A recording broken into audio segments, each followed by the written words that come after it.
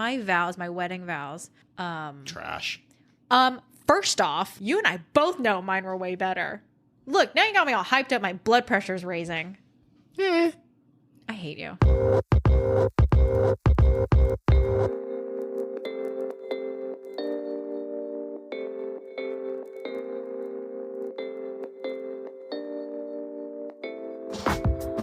Welcome to Chicken Adobo for the Soul, where two siblings talk about life like they know what they're doing. I'm Rachel. And I'm Terence. Been a while. It has, actually, yeah. We are in a different place today. Oh, yeah, actually, hey, it's my place. Yeah, we are up in the city at his condo, very relaxing, his man cave, kind of serene place. Sure, I guess if you want to put it that way, this is literally like...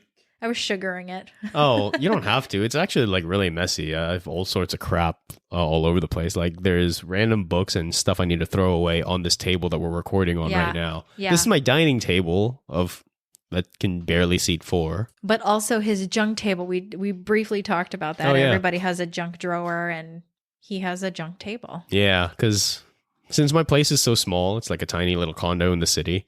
I don't really have many drawers. Nor room to put a table / console / whatever that has drawers. So there's not an opportunity for me to collect trash somewhere else except for my table. I mean, if you're not using these weights. Yeah, no, I do. And no, those stay. If you want all that kitchen stuff on the weights, you can take those. That's fine. That GoPro, I was supposed to like give that to a friend, but then he was like, maybe next time. My wine rack behind you, that's absolutely essential. That stays. Yeah. You know, but everything else is a little bit of clutter here and there, but it's a great place. Everything fits. More or less, yeah. Yeah, everything fits. It's good It's design, a great thanks. place. It's very homey. Thanks, homie. Oh, I see what you did there. Yeah. So how you been? I've been great, actually. I started getting ramped. I'm getting ramped up for the start of the semester at the Naval Academy. Yeah, boy. Yeah, and it's wild. I mean, honestly, like I am like very, very, very happy to be there because I feel like this is where I am meant to be. This is where I should be, absolutely. And I'm not just saying this because I know that. Vindication. Yeah. I'm not just saying this because I know some of my coworkers are listening, but at the same, yeah, I know, right? Oh. No, that's really why you're saying. It's funny because I've never had to make that consideration. I never had to think about it until people started asking, "Oh, I heard you had a podcast." Ooh. Yeah, that definitely changes the mood. It does change some things for me, but at the same time, like this is like still an unfiltered, supposed to be, right? An unfiltered view into our lives. And yes, no, I'm super excited, super stoked to be there because I've always wanted to be an academic from the very get-go. Yeah. The military was never plan A. It just kind of worked out. So you're glowing. I know, yeah. Like pregnant lady glowing. Sure. I thought maybe like opium addict glowing, but yeah. Oh, okay. Yeah, we can do that. That's a thing too. That's fine. Yeah. So preparation, when does the semester start? Next week? This coming Monday in 2 days. Are you nervous? I'm a week ahead. I'm a week-ish ahead, a little over a week ahead in lectures, and I'm still cranking out slides as I go. So my goal is to be 3 weeks ahead. Okay. And honestly, it's gonna be a little bit of a struggle. I mean, not a struggle, but a challenge, like finding the time to keep getting ahead. But I need to be at least 3 weeks ahead before I start getting assignments back, papers, and all that. This is where the fun starts. Sure, yeah. And like, no lie, I'm super nervous about being in front of, 20 midshipmen at a time, 20 students at a time, right? Because the last time I was ever in front of a big audience like this, or quote unquote big, was on the ship. That was over a year ago when I was doing like meetings or training other sailors how to do things. But that's the thing, like it was a lot of those conversations, like I mentioned before, right, are one way. I'm telling people to do things in a very particular way. It's ABC and that's it. But now I'm teaching them ideas and concepts and ways to connect all these seemingly different threads together. And that requires a very different kind of thinking. Yeah. You have to try. I think when I was going through my education classes, what I liked were, and I don't even want to call them methods because I don't actually think, but I like watching others try and pull those discussions. The light bulb moment?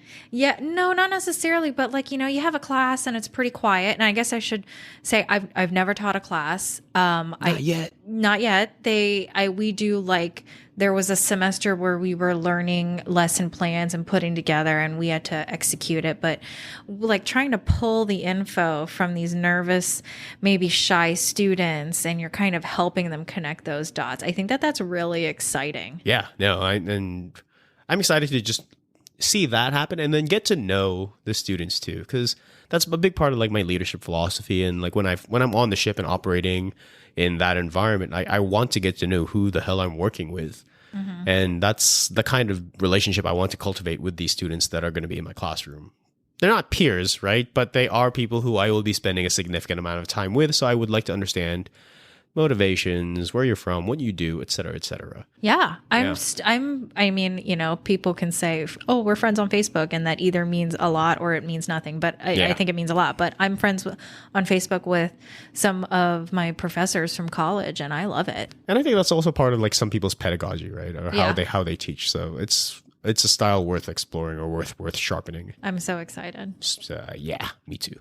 Anyway, no, so you, though, however, you're also going back into the academic environment. I understand that you just got a job at your alma mater. I did. So very, very excited for this. And I do try and I don't want to get too excited. I want to reel myself back. But essentially what's happened in the last couple of weeks is I've been applying to colleges just to sort of, you know, I come from an education background and I spent a lot of time in operations in an office environment. So for me, and just trying to not be so stressed about work, but I thought, what's a great environment to blend those two? And so I started applying to colleges, admin assistants or office manager positions. So I did land a position for the athletics department at Marymount. I haven't started yet, but I am very, very excited. I'm excited to learn my new responsibilities and tasks that I need to do. But I think the first step is I'm very excited for the progress I'm making. Yeah. No more, hey, my towels are too hard, or hey, housekeeping didn't clean my bed, or hey, my neighbor's weeds are growing into my fence. No more of that. Yeah.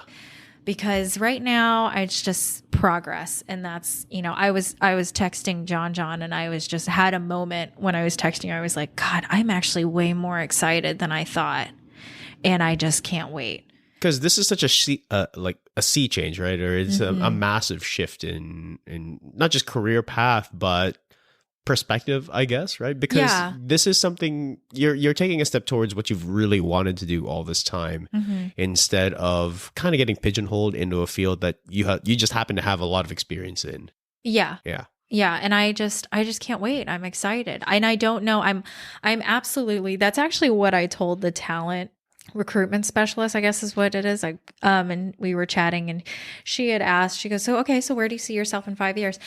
And I straight up said, I'll be honest with you. I don't know what I want to be when I grow up, but I'm looking forward to finding out what that is with you. Oh. And she quoted it about 2 weeks later. So nice. It tells me, one, okay, yeah, you were listening to me. Yay.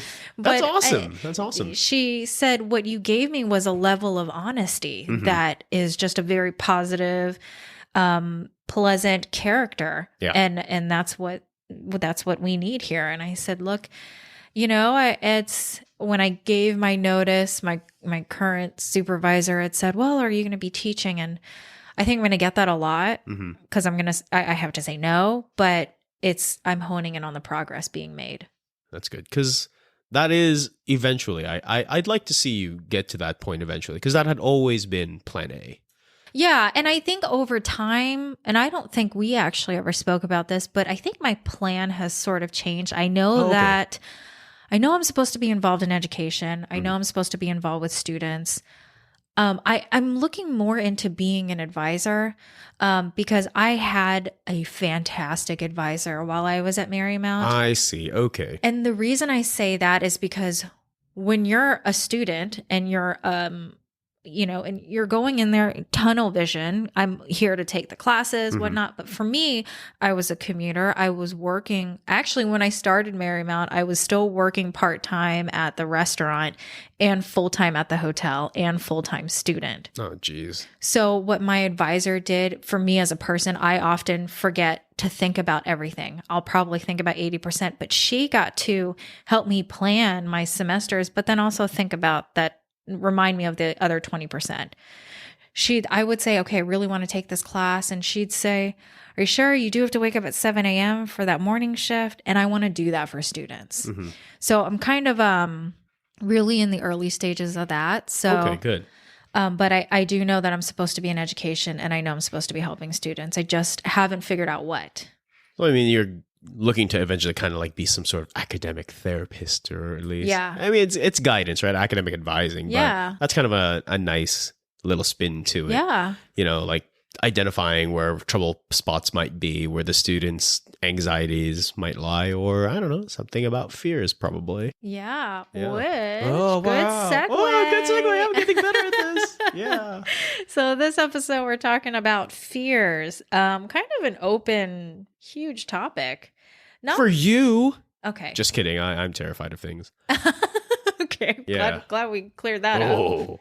No, and a huge topic, as in Yeah. we could pretty much talk about anything. Not really weighted like the last few personal topics. Oh but yeah. We've had some pretty heavy hitters lately. Yeah. Actually, like they're pretty. There's a lot of gravity to them. Yeah. But I think that's also it demonstrates some range, and Absolutely. I think that's very important to have. So Absolutely. And now we're talking about something, even though it's fears, but talking about something a little lighthearted.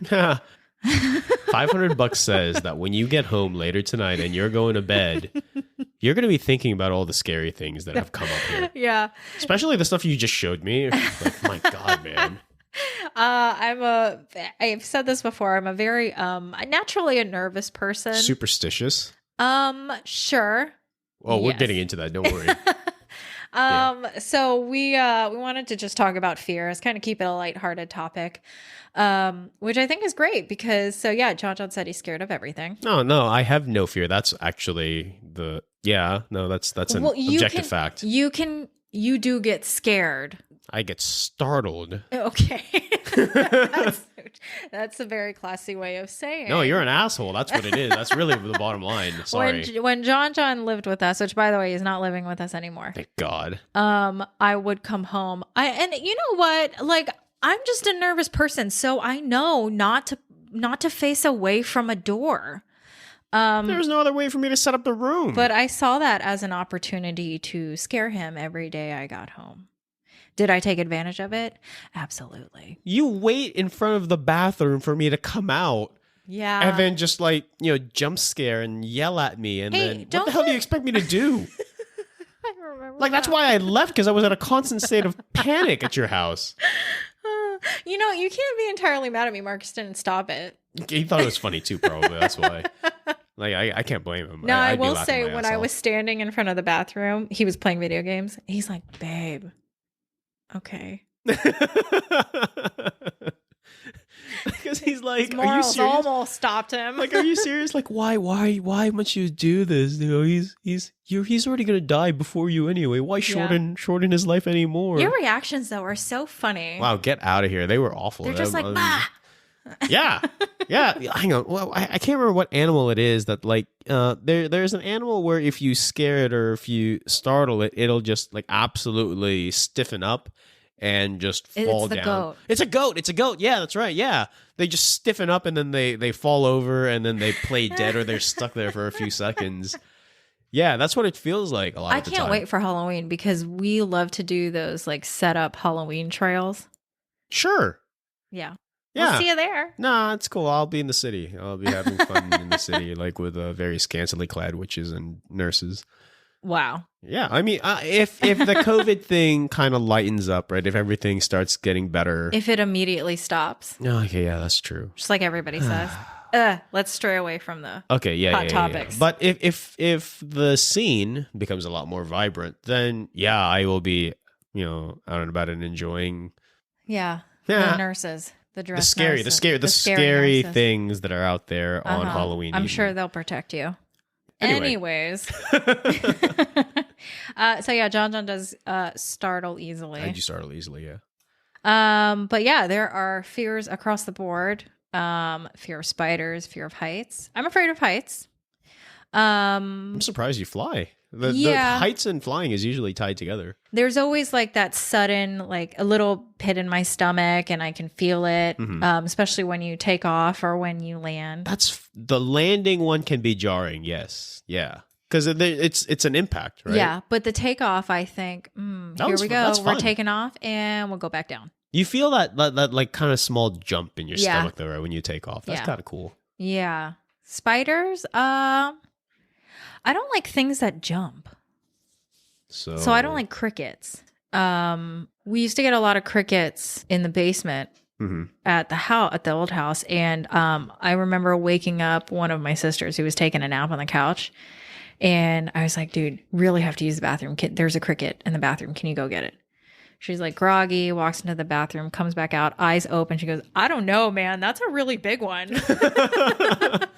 That's awful. Yeah. That's So, awful. what John was alluding to earlier is, I'm definitely more, I guess not really superstitious, but I do have I have a longer list than just being startled. No, that's okay. I have my own set of fears too, and we'll get to them as we move forward here. But, Yeah. you know, fears are natural. Fears are normal. Everybody's got them. Right? Oh, yeah. You know, either it's like something that was baked into you as a child, or it's something that you developed later because, you know, life, I guess, right? Life happens. And Yeah. then some things just become big no-nos, Yeah. like psychological no-nos. Yeah. Like ghosts. We can jump into that. Oh, yeah. No, ghosts are not real, Rachel. No, I believe in them. Wow. And I think that they're real. Okay. I have to agree with you. So, you know, the fears of what you grew up with as a child, I think that I was told as a kid, you know, don't go down the hallway. There's a moo, you know, which is the ghost in the Philippines. I was just scared of that. Maybe that's why I'm a nervous Nancy all the time, because I'm scared that there's always a ghost down the hallway. Yeah, and there's nothing necessarily wrong with that, because like when I was a kid too, like a lot of the like my elders would tell me, hey, don't go peeing on that little pile of mud or that bush over there, because there's a spirit there. If you pee on that spirit, it's gonna, you know, they're gonna make your penis rot off. Oh my God. I don't know. I can't even Talk remember. about toxic Asian culture. I don't think it's toxic per se, right? It's just a way to like keep you from peeing in public, Yeah. I think, and you know, being a good human being in general. But that's kind of an amusing way to make you not do that, instead of, oh, that's unsanitary, oh, that's embarrassing, oh, you should not reveal yourself in public Yeah. like that, etc. It's gonna smell bad. They use don't eat the seeds of a watermelon, or the watermelon will grow in your stomach. Like what the hell, man? Like no, God, what was that show? Rugrats. That Oh, is show that where it's ruined. Yeah, Oh. he ate a seed, and then they show the seed traveling down into his body, and actually growing. and it's like growing. Ooh, And I'm gross. like, man, this is such a lie, but we believed it. That link that you sent me, and I'll put that link in the show notes later. All those things are just like fantastic little stories. You know, they're hilarious. Some of them are hilarious, and some are actually like abjectly terrifying. Yeah. So I found one of the resources I used for today's episode was an artist just put together small comic strips of fears, and it's very unusual. I think the one that says this one I do think, and it's a small fear that comes into my stomach, but like whenever you get off the elevator, I tend to move just a quick faster because I'm scared the elevator will drop and cut me in half. You know, if you think about it, like, I mean, it's certainly possible, and that's what's like really terrifying about these things. Everything, all these fears, irrational fears that we have, it's irrational to the point, to a point, because it's improbable. It's not impossible. These things could happen. Yeah. In some multiverse reality or whatever, right?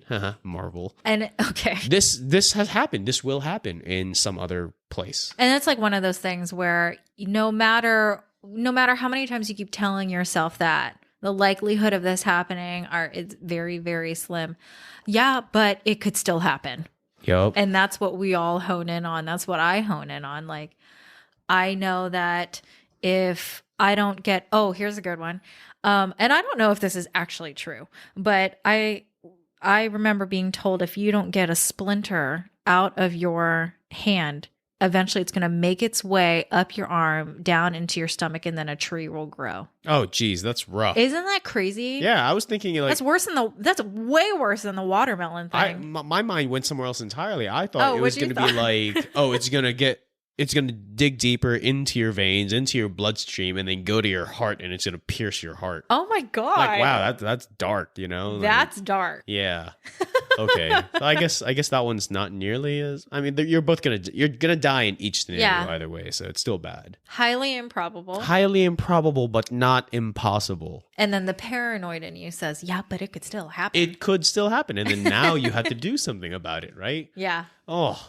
I love fears. I don't know what it is, but I don't know if it's like I love Halloween. I love.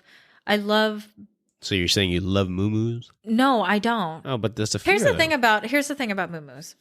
Ghosts. Here's the thing about ghosts. Uh-huh. I don't know. It probably is a combination of my upbringing and watching The Exorcist and The Conjuring and all of that, where I think, okay, yeah, these are real. Like the based on a true story parts of a scary movie. Oh yeah, that's like true. you watch so many of those movies, and then it just based on a true story, and you're like, yeah, there could be a ghost at the end of my hallway. Absolutely. So with that being said, I will admit that when I do wake up in the middle of the night, because the way my house is configured, our master bedroom is at the end of the hallway, and we keep our door open.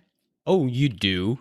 For air circulation. You have ventilation. That's built into the house for. So whenever I get up out of bed, I will go to the bathroom. Sorry, I bitch and moan about it, but I do the exact same thing at my house. So I don't know why I was like so extra about it. Sorry. Like you just kind of look. So I get up, go to the bathroom, and as I'm coming back, I'll just glance down the hallway. And then what do you see? Nothing. What's the scariest thing you perceive when you do look at that open door? Like what would be the scariest thing for you to see? So basically a shadow, because we have that. I don't know if you remember. A shadow of what? Oh my God, I hope it's I need you to like spell this out for me in excruciating detail. I hope it's the shadow of, like, I don't know, Mickey Mouse, but what? I don't know. That's the positive hope. No. But Mickey Mouse at your the threshold of your bedroom at like 3 a.m. I should be concerned overall, right? Yeah. Well, how the hell did you get in my house? Yeah. What the Maybe that's why they call this irrational fears. Yeah. No, there's the way my house, there's a little nightlight at the top of the stairs. Yes, I do remember that, yeah. Yeah, so we have that for Mia, for the dog. Sure. But the way it shines its light as if you're coming up the stairs, I can see your shadow. And my fear is that I will see like just somebody there that isn't supposed to be there. I'm really nervous already. Are you sweating? I just got like a funny feeling in my stomach. Actually, okay, so wait. Just before we move on, let me just say that like the entire time I was staying at your house, that door was closed. I'm sure it was closed for privacy, but I'd like to imagine that sometimes if I had known this when I was there and you guys had left it open, I would just casually walk up at 3 a.m. because there are nights I went to bed at like 4 or 5 in the morning, right? Yeah, I know. Shut up. Because I hear you shuffling in the morning and I realize, oh my God, it's already morning. I need to go to bed. So you'd run upstairs and pretend you were asleep? Shut up, yes. But no, then if I had known this was what's going on at your house, I would walk up to your door and then just stand there and wait for you to wake up and feel that there's a presence. And then you'd see my silhouette and you would just absolutely freak out. Here's why you startle easily. Shut up. You startle easily because you're on my territory. I would know. If I didn't, you'd feel real bad because I keep a like a bar next to my bed. So I mean, you know what my general silhouette kind of looks like. I have a collection of onesies where I can throw that shape off. Well, you better hope that they are padded because I will hit you. You would scream first, and then I'd be like, "Rachel, that way is me, it's me." I don't know. Like, I don't know if I'd scream. You know, that's like one of those things where you have like a nightmare, and in your nightmare you can't scream or you can't run and you're frozen. I don't know. Maybe I'd scream internally and then beat you, but I don't know. Wow. Okay. But okay, so like you've had those dreams where you were fighting, right? Have you ever thrown punches and then it just feels like you're punching through jello or something? No, I have had the recurring nightmares where I'm frozen. Oh, that's bad. And you can't and There's nothing you can do. and there's nothing you can do. Yeah, that sucks. I don't know. I think I'm a pretty good dreamer. So I have the dreams where you fall over, or like, what is it? You trip in your dreams and then you like shake. Oh yeah, you just violently wake up. Like, oh my god, what the hell? I think that's the falling feeling or whatever it is. Yeah. But I've had a recurring one where I was in the Scream movie, and every time he was about to stab me, I'd wake up, but I could feel it in my stomach where he stabbed me. Oh, that's actually, wow. Terrifying. That sucks. Yeah. Yeah.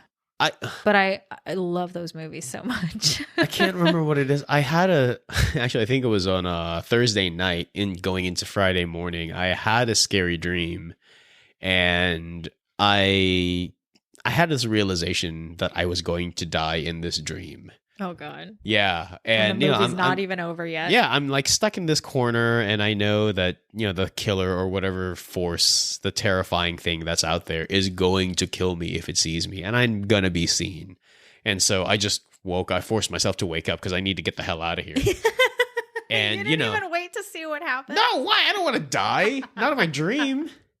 Because it's like the Matrix. You die in the Matrix, you die in real life. Oh my God. I can't. I'm just saying, I was jacked in, and so I had to call out. Anyway, point being is that I woke up in a sweat, and it was like 3 a.m, and no, not cool. Broke up my sleep cycle, or my whatever. And then you can't fall asleep for the day, and then you're like, your whole day is ruined. Yeah. I felt like trash. Yeah. So I had a lot of those. Yeah, I had a long to-do list yesterday, but then I got to maybe like half of it. And all because of one little nightmare ruined everything. Yeah, I was also a little lazy, but whatever. It's fine. I'll scratch it up to the nightmare. Now they do say that I think they say either 2:15 or 3:15 in the morning is supposed to be the devil's hour. Oh, where it's supposed to be like if you wake up or you've had a nightmare, it's supposed to be some kind of like evilness is around you. Does the devil account for daylight savings? Is what's going on there? I'm just saying it changes. It's a good thing this is a lighthearted episode. Yeah. Oh shit. Okay. Anyway, I'm sorry. Okay, so like, what actually would be your biggest fear if you had to identify one or maybe two? Sure. What's the fear? I think like the fear being that it's the end all be all. Sure. Probably losing my loved ones. Maybe losing my loved ones and I say that as a base because then I feel like that leads to the fear of being alone. Ah, okay. And I think that, and I've had this nightmare before, and it has ruined my day because it was like a Wednesday. Mm-hmm. But my fear would be I lose absolutely everybody in my circle, family and friends included, right? That sucks, yeah. And then I am just alone. So not like apocalyptic alone in the world, but I'm alone. Yeah.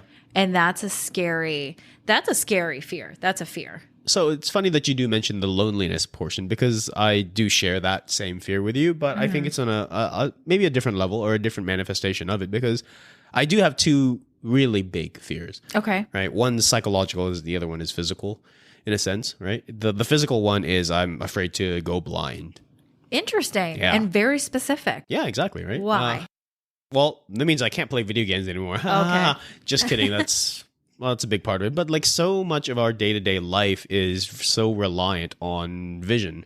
So if that's all taken away, it's going to be very hard for me to adjust, especially at this point in life, like later on in life, to adjust to being blind or having severely impaired vision. And people do it. People absolutely like make it work. And I'm just terrified of what life on the other side of that is going to look like. Or look like it doesn't even feel right. How the life after blindness is going to be. Yeah.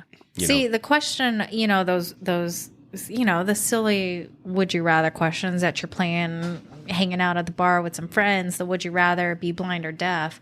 See, I choose blindness. I'd rather be blind. Oh, dang. I'd rather be deaf, yeah. And the reason is because I know my circle, and I know my circle well enough to, when you're reading a book, you're obviously I won't be able to read a book, but you're reading these descriptions and you're visualizing it in your head. I don't need my eyesight for that. So I trust my circle, and it is putting a lot of weight on my circle. I know that, but I would rely on the descriptions that I'm given to kind of continue and adjust. And so I pick blindness over deaf. Yeah, no, it's definitely deafness. That's fine. Interesting. That's fine. Yeah, because I can read. What about music? I've lived enough of my life and I've been exposed to enough sound that I'm content with it. I can draw on those memories. I can recall, what pop / hip hop / R&B, whatever, or what bells sound like, what a flowing stream sounds like. Interesting. And I'm okay with that. But to be able to operate on a day-to-day basis without eyesight, ooh, no, God, no. I'd like to still drive. I probably can't drive deaf, but whatever.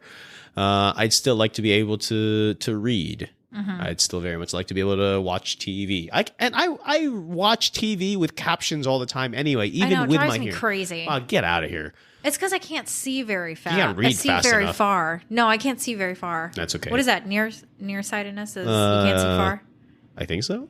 Yeah. You can't see far. I have astigmatism. Oh. Anyway, sorry. The other fear is the psychological one, which is, Okay. the fear of loneliness, but not in the sense where I lose my circle. It's the fear of just not having anyone close enough, like for physical company to share my burdens with, right? My life's burdens with, and to be able to really the minutia of life, the stuff that you have with Marcus, right? Yeah. That little thing at the end of the day where this is my life and I'm sharing it with you. Yeah. It's hard to put it into words, for me at least right now, but that's something that's so natural and so ingrained and built into your life already that it's kind of hard for you to imagine what life would be like without it. Yeah. Right. And I just don't have that period. Yeah. And I'm afraid I will never have that.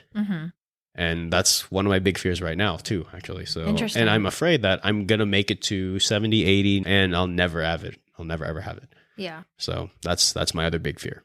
I think that's, for me, I've taken all of that and I've sort of invested that into my circle. That's why I need all of you guys. Yeah. I don't know if that helps, because what I want to say, well, do that with your circle, find your circle. And, I mean, I don't think my circle knows, well, until now, but I don't think my circle knew that I was putting this much weight on them. Yeah. But maybe you do that. Maybe you help alleviate that fear. And it just that way you will always have somebody. But that's kind of, in a weird way, that's why my fear is losing everybody. But that's the thing, though, because like my kind of the fear that I have of not having that kind of intimacy is not that intimacy I can have with my closest peers, my closest professional peers, or my closest like my best friend is also a naval officer, right? And like we connect on a human level, not a personal level. That's not just based on the fact that we share a profession. Right. And even then, I'm still not going to be burdening him with, hey, man, you want to cuddle at the end of the day? Yeah. I know. Not because it's like a homophobic thing, but because like, no, like there's connotations and then there are certain meanings to, hey, I just want to like lay around and cuddle at the end of the day. Like that doesn't have to be sexual. It is a comfort mechanism. Right. And I'm not going to place that and burden him with it per se, because that kind of intimacy has a romantic element to it. Yeah. And I definitely am not invested romantically into him, right? So you need that somebody that can give you that romantic element, or that missing element. You can invest all you want in your circle. Yeah, and I do. But there will still be a missing part that one particular person needs to give. Absolutely. There you go. No, I get it. I get it. I can understand that. And the fear is I'm never going to find. But I mean, and you know me, I've said this a lot. I think we're the change. We're the ones that we, as in you yourself, you're the only one that can change that. So, and I think you just keep trucking along, as cliche and as, honestly, as how stupid as that sounds. Yeah, but it is what it is. And until then, I've got like a bunch of friends over there in the rack behind you. So he's talking about his wine bottles. Yes. His liquid friends. So, I think that may be actual fears, right? Do you get scared otherwise? No, I think these are reasonable / absolute fears. I mean, otherwise, all other fears, I don't think they're irrational, and I don't think they're like life-threatening, or they don't stop life. Like, I'm afraid when I'm at sea, for example, I'm afraid I'm going to collide with another ship. But there are ways for me to deal with that. I have radar, I have lookouts, I have other sailors on the ship who can help me out and identify, oh, there's a threat this way, or there's a problem. There's shallow water in that direction, sir, says the navigator, says the quartermaster, right? There are things that can mitigate those fears. And for a lot of the irrational ones, there's no way to do that, right? So yeah, I think the paranoid in me will always say, Rachel, it may not happen. And then the other half is like, the paranoid is saying, well, yeah, but it could. Yes. Yeah. Like, oh, you know what? There's a Chinese vessel about 2,000 yards away. They could just leave us alone entirely. But it only. But they might not. They might not. It only takes a second for them to swivel their gun 5 degrees to port and then pull the trigger. Yeah. And it's all over. All it takes is just a few shots, and it'll be too late. We'll be on the back foot, and it's all over. It's seconds. Literal seconds. I already don't like roller coasters, but I'll get on them. But then there's always the small chance, like, this bar could release like right now. Wasn't there a Final Destination? Yeah, and it was a very terrifying movie. It was awesome. It was very terrifying. So there's a roller coaster in Universal Studios, and I promise you get on the car. The car does not stop moving. It's slowing down. You get in. It's a 2-seater. Oh wait. You hop on while it's still rolling forward. Oh, it doesn't stop. It doesn't stop. Whoa. So it's still it's moving slow enough to get you in. And once it leaves the safety of the house or wherever it is. Yeah, the loading platform, let's say. The loading platform. Yeah. I'm not kidding you. It goes straight up at a 90-degree angle. Gross. So we're all in line. We, as in me and Marcus. And I'm like, all right, this is the first time I'm doing it. I'm like, yeah, okay, let's do this. I've done roller coasters before. No big deal. I've done the ones where the floor disappears after the loading dock and you're all strapped in. Yeah, those are the best. I do, because it may happen. I always push the bar, like, cut off my circulation, shove it in. Oh, you're like really, really snug in there. Yeah, I don't want to be loose, okay? Because that's the irrational if you're playing, right? Because if you're loose, that means there's enough room for you to slip out. Yeah. So, the bars don't even have to lift. Yeah, you have to be clamped in. Yeah, cut off my circulation. But, ma'am, it's too tight. I don't care. I don't want to die today. So we're getting into the car, and John, I'm expecting to see the over, like, clamp it in, push it in hard. No, sir. It is one lap bar. Oh, no way. That's it. That's the only restraint. I look at this bar and I look at Marcus and he's like trying not to laugh. And he's like, what's wrong? Are you kidding me? I can just picture his face. That's awesome. Yeah. And when we do the family trip to Florida, we will be doing this because it was a very fun roller coaster. It was just absolutely terrifying. So the poor attendant was like, all right. And I'm like pushing it in further. It doesn't go any further. So I'm loosey-goosey in this seat. And then, you get out of the loading station, you're going straight up. And at one point, Marcus said, I didn't hear you while we were going up, so I wasn't sure what was wrong. You stopped breathing. You stopped existing. Yeah. So like your soul left your body. Yeah. No, there was a moment in my life where I took a pause. What's another good fear? I always have a fear of water, but I can't. The bodies of water where I can't see underneath. Oh, the bottom. Yeah. Yeah. So, just the bodies of water where I can't see. And, then I think, my mind just starts to wander, like, and okay. Something slips past your legs. Yeah. Something touches you. What's that? Who's the guy? It's not Michael Myers. It's Jason who came out of the water. And pulled you down. The guy with the mask, right? Yeah. Yeah. So they all have a mask, but you know what I mean. Oh yeah, the hockey mask dude. Yep. So I always have a fear that he's underneath there, or if I'm at the beach and I can't see my feet, I'm like, yeah, shark's coming right now. That's what's happening. I'm gonna get eaten by a shark. That's how I go. But I mean, like, what? Is there even anything you could do about these fears? Is there anything you could like? I like to have. How do you address it? I like to have conversations with myself. Okay. Just Rachel, it's not real. Rachel, it's gonna be okay. But it is real. No, it's not. Yeah. None of it is. None of it ever is. I think that maybe another fear is I actually have a fear of death. Ah. Violent kind of death, or no? What kind of death? Choking on a pistachio kind of death. Oh my god! I hope I go out better. That'd be so embarrassing.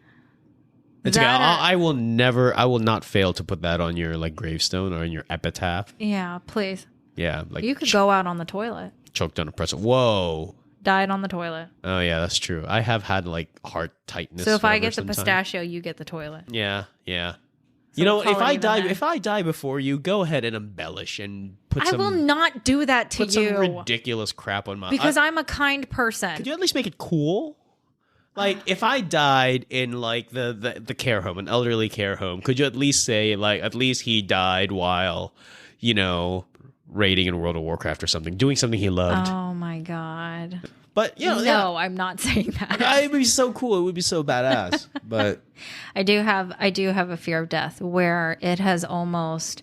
And, again, have a conversation with myself, because when I do think about it... It's my chest just like my heart stops moving. Yeah. And I get really, it's just a different level of nervousness. And it's not about how I go out. I think it's just when people say, I don't want to live forever. I don't want to see my loved ones die and I'll live forever.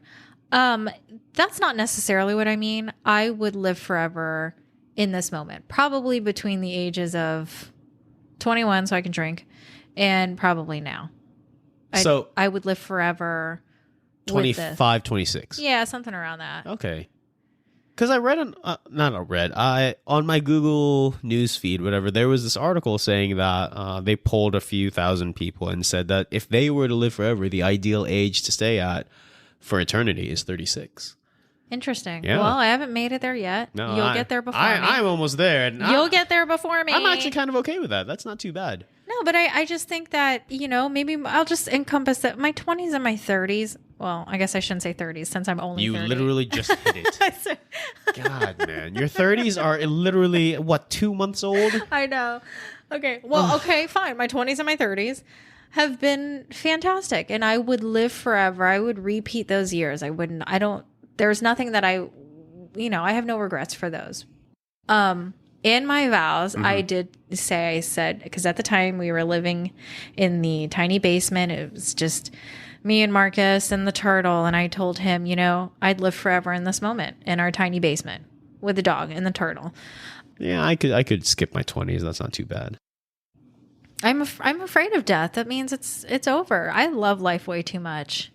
And I love you guys and I love my circle. I love everything that I'm doing. And the thought of death, I would prefer not to be in a box in the ground. But that just means you're it. That's it. Okay, so I'm going to have two follow-up questions. One Sure. one a little heavier than the other. If you don't want to be buried, what do you want us to do with your remains? Can I like chop you open, feed you to cats or something? I was going to ask you to cremate me. Oh, that's very considerate. Yeah. I'd like to be cremated, and Can I throw you in a volcano instead? What are you doing? Dude, that's so cool. That's metal. I'm definitely putting diet on a toilet on yours. You can't because my ashes will be spread at sea. So there's no epitaph. It's just go to the ocean and that's where I am. I'm going to tell everybody you died on the toilet. You can dump my ashes down a toilet bowl. That's okay, I too. would not do that. If I got... That means that every time you go to the toilet, anywhere you go, you'll think of me. That's awful. I'm What? just saying, like, oh, John left this planet in the toilet. That's terrible. Actually, okay, that's actually pretty gross. That's Anyway. the same way goldfish leave this planet. If I go before Marcus, I told him... I said, look, I don't want you to be alone. So depending on when I go, make sure you find somebody else. But listen, Mia's going to go on her business trip before me. So keep me next to Mia. Oh my God. All right. Gross. Now here's the thing though. The second question, this one is the heavier one, the slightly more philosophical one, is that like in a lot of Eastern philosophies, they always talk about how fear shapes and controls and dictates a lot of elements of your life. And since you have what seems like this overwhelming fear of death, how do you perceive that has changed or how that has shaped the decisions that you make? How has that affected the way you live? I don't think it has, but I think the older I've gotten, the 2 months I've been 30, the more I've realized that, you know, I think I'll refer back. There's always the little paranoid in me that says, or I'm sorry, there's the realistic part that says, this irrational fear, it's unlikely it'll happen. It's very improbable the elevator shaft You is are gonna close going on to you. die someday, though. Yeah. Then you have the paranoid saying, well, it could happen. The elevator shaft could drop on you. What I'm trying to say is it has not changed, but the more realistic part of me has a louder voice. It hasn't changed because I do find myself being careful with things that I do. Like not leaving the hot pot or not leaving the slow cooker on at your house while nobody's there. Yeah. That's an irrational fear. Well, I do. The realistic part of me, the realistic grounded part of me, I'll say it that way, has a louder voice the older I got. You know, Rachel, if you drive in the rain, yeah, it could happen. You could get into a car crash, but you know what? You got to get home.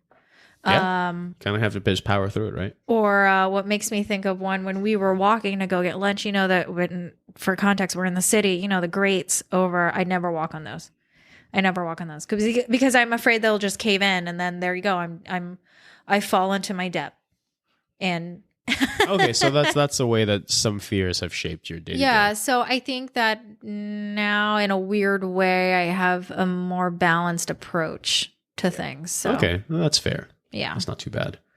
But I mean, fears are, I think in a way they've consumed me.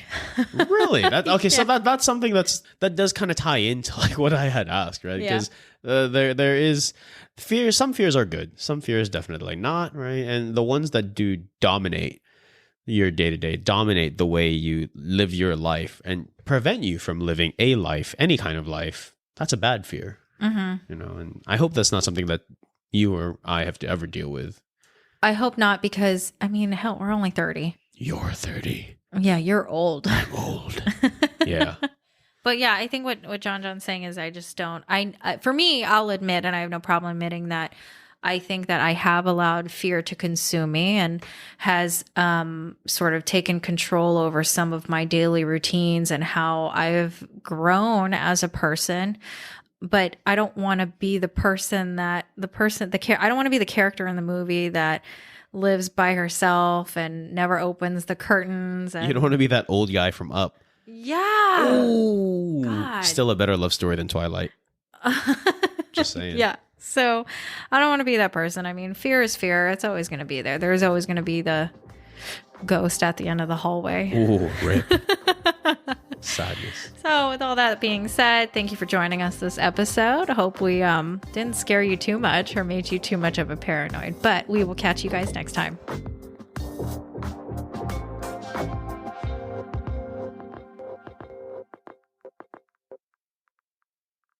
Okay, so like a small aside, I wonder if our mics picked up that siren, the fire truck. I heard it in my phone. Yeah, I heard it too. So I think, my headphones. Headphones. Yeah, I heard it too, and I'm like, oh, yay, city life.